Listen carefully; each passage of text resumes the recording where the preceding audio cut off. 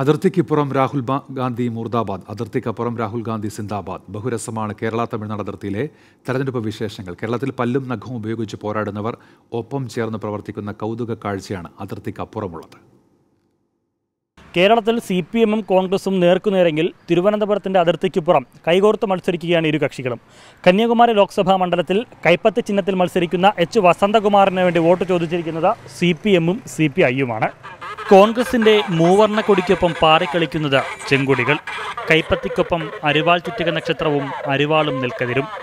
തമിഴ്നാട്ടിൽ DMK നയിക്കുന്ന സഖ്യത്തിലാണ് കൈപ്പത്തി ചിഹ്നത്തിൽ മത്സരിക്കുന്ന കോൺഗ്രസിന്റെ H. വസന്തകുമാറിനു വേണ്ടി ഇടതുകക്ഷികളും രംഗത്തിറങ്ങിയിരിക്കുന്നത്.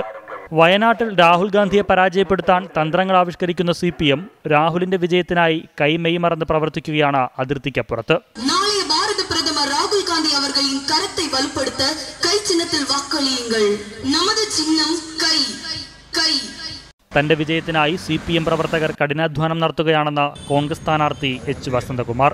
According to the state politics, the people will decide. According to that one only, Communist Party is with us. They are all working hard. കൈപ്പത്തി ചിഹ്നത്തിൽ മത്സരിക്കുന്ന സ്ഥാനാർത്ഥി വിജയിക്കുമെന്ന പ്രതീക്ഷയിൽ CPM പ്രവർത്തകരും. കന്യാകുമാരി മാവട്ടത്തിൽ കമ്മ്യൂണിസ്റ്റ് കോൺഗ്രസ് നല്ല ബലമായ കക്ഷി. വസന്തകുമാർ കണ്ടിപ്പാക മോഹ വെറ്റി വരുവാൻ എങ്ങളത് കണക്കുകൂട്ടൽ. കേന്ദ്രമന്ത്രി കൂടിയായ പൊൻ രാധാകൃഷ്ണനാണ് കന്യാകുമാരിയിലെ BJP സ്ഥാനാർത്ഥി. Cameraman Jinu S. രാജിനൊപ്പം അൽ അമീൻ, 24 കന്യാകുമാരി.